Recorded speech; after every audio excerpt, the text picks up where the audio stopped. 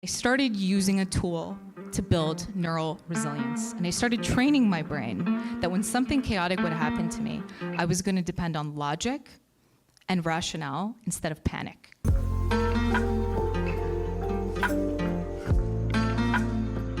My name is Baldeo. I have been a keynote speaker, a TED speaker for almost 20 years. So picture the brain as an engine. You've got all these pistons firing. You don't want to overload one piston. So when you go on vacation, you're stimulating your brain to light up so many different areas. And it really just pushes the brain to be healthy and regenerate cells. Gratitude is a great pain management practice. It reduces pain, it lowers anxiety. Whenever we're thinking about pain, just reflect on the fact that you get really stressed out. It takes over your entire brain, whether it's physical pain or emotional pain. When you start to develop fears, there's a part of your brain called the medial temporal cortex. Just think about it as the part that controls emotion and memory. So you've got your amygdala, which is emotion, hippocampus, which is memory.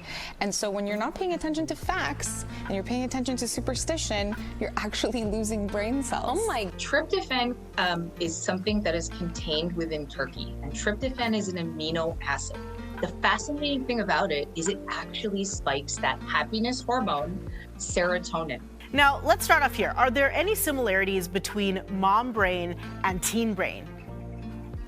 So let's think about what's happening at both those times in your life, right? You have this huge spike in hormones. And so teenagers' brains are going through a significant amount of change.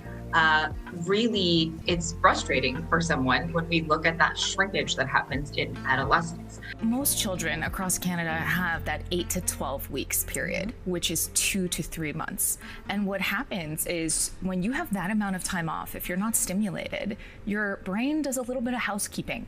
It actually gets rid of the neural synapses that you're not using. And so you're actually losing brain cells over time. And this kind of intuitively makes sense. A neural network is really this concept of picture your brain. You've got these neural synapses that are all firing every time you have a thought or an emotion or a feeling.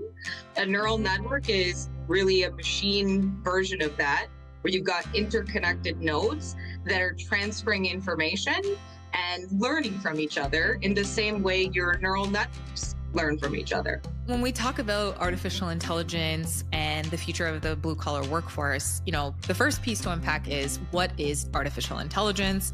You've probably heard about the term AI in the news. It's really this concept of automation and leveraging algorithms, data, and patterns to help you either generate new information or give you insights on historical data. Serotonin is actually more important than dopamine.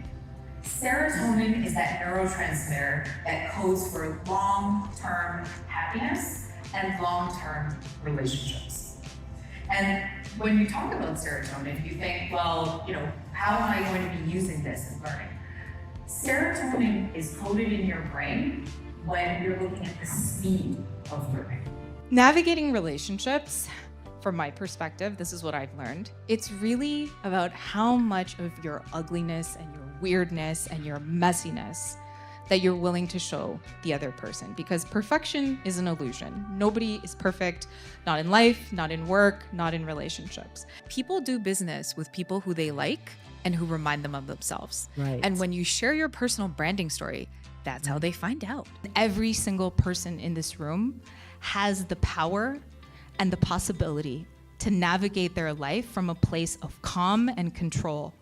And that is a superpower that will take you out of survival mode and catapult you into the next 10 years of the future.